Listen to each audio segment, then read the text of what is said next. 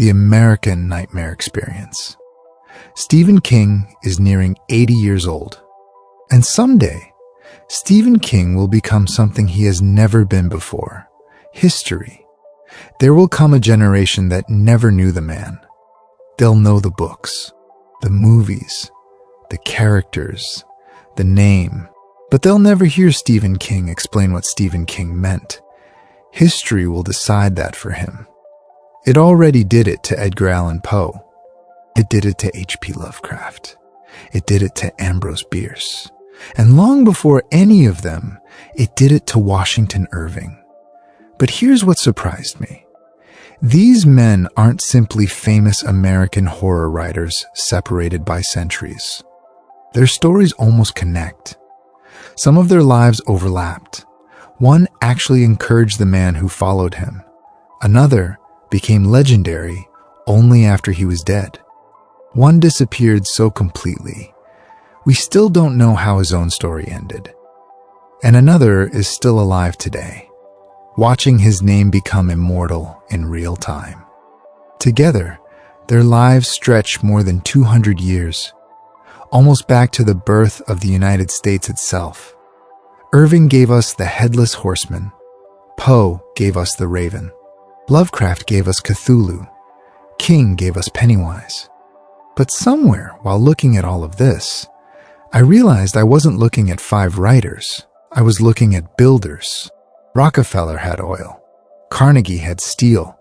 Ford had automobiles. Those men helped build an America we could touch.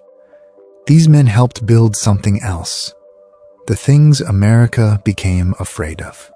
And strangely enough, our construction begins almost exactly when America did. Washington Irving, 1783. The Revolutionary War was ending. The Treaty of Paris formally recognized American independence. And that same year, in New York City, Washington Irving was born. America was young. Europe already had centuries of ghosts, witches, haunted castles. Legends passed down so many times that nobody quite knew where history ended. And folklore began. America didn't have centuries. Even our ghosts needed an address. Irving helped give them one: Sleepy Hollow, New York. In 1820, the legend of Sleepy Hollow gave America Ichabod Crane, a lonely road, hoofbeats in the darkness, and a rider without a head, the Headless Horseman. More than 200 years later, you still know him. Think about that. Countries change. Technology disappears. Entire generations come and go. Yet somehow, a frightening idea imagined by a man in the early 1800s is still riding. Irving had built something that survived him, but he was fortunate. He actually got to experience success while he was alive. He lived to 76. And that long life gave him an extraordinary opportunity. He got to see another builder coming. His name was Edgar Allan Poe. Edgar Allan Poe. When the legend of Sleepy Hollow appeared, Poe was only 11. Years later, Poe sent his work to Washington Irving. Irving read The Fall of the House of Usher and praised it. Think about what we're witnessing. One generation of American darkness recognizing the next. But Poe wasn't interested in simply rebuilding Sleepy Hollow. Irving had put terror on an American road. Poe moved it somewhere much more uncomfortable, inside us, behind the wall, beneath the floorboards, inside the bedroom. Inside grief, inside obsession, inside madness, the telltale heart, the black cat, the fall of the House of Usher. Then, 1845, the Raven.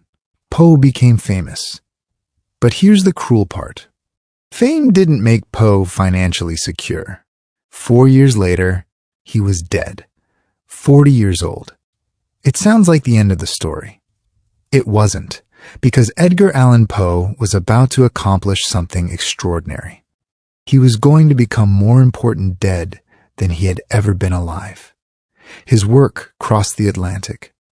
Charles Baudelaire championed and translated him in France. Other writers discovered him. New generations inherited him. Eventually, schools taught him. Nearly 2 centuries later, we don't even need the full name. We simply say, Poe. The man disappeared. The name became something larger, and before Poe had even died, the next builder had already been born. Ambrose Bierce. Ambrose Bierce arrived in 1842. And then, America experienced a kind of horror that required absolutely no supernatural imagination: the Civil War. Bierce fought in it. He saw what people could actually do to one another. And when he began writing horror, reality itself became something his readers couldn't trust. His most famous example: an occurrence at Owl Creek Bridge. A story that plays with perception so effectively that its central idea still feels modern. Then came the damned thing. Something may be standing right beside you, but the human eye simply isn't capable of seeing it. Remember that idea, because another writer will eventually take that fear and make it as large as the universe. But first, Bierce gave us one final story, his own.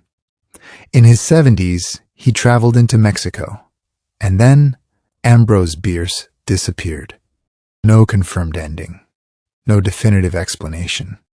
The man who made uncertainty frightening became a mystery himself. And by then, our next builder was already alive. H.P. Lovecraft. H.P. Lovecraft was born in 1890. He knew Poe's work, but Lovecraft looked at the darkness Poe had constructed and somehow decided it was too small. Poe asked, "What if you can't trust your own mind?" Lovecraft asked. "What if humanity can't trust its understanding of reality? What if we're not particularly important? What if the universe contains things unimaginably older than us? What if discovering the truth doesn't save you, but destroys you?" Cosmic horror, Cthulhu. Ancient entities, forbidden knowledge. Today, Lovecraft seems inevitable, an immortal figure in horror. But here's the part that almost doesn't seem possible. Lovecraft never got to meet the H.P. Lovecraft we know. He had recognition within weird fiction circles. But the enormous cultural reputation, that came later. Lovecraft died in 1937. He was 46. His friends helped preserve his work. Readers found him. Writers expanded his mythology. His influence grew, and eventually, he achieved something extraordinarily rare. His name stopped being merely a name. It became an adjective. Lovecraftian. A man who'd never experienced mainstream literary celebrity eventually had an entire kind of fear described using his surname. And then comes perhaps my favorite coincidence in this entire story. Lovecraft died in 1937. Exactly 10 years later, Stephen King was born. Stephen King, 1947. The next builder arrives. Except King inherited something none of the others had, more than a century of American nightmares already waiting for him. And King took all of it and brought it home. A hotel, a family, a small town, a high school, a car, a sewer. King didn't need some ancient European castle. The haunted place could be down the street. Carrie, The Shining, The Stand, Misery, It. And then something happened that makes King different from Poe and Lovecraft. He received time to write, time to succeed, time to write again, time to watch books become movies, time to watch younger writers study him, time to watch children discover his stories, grow older, and introduce those same stories to another generation.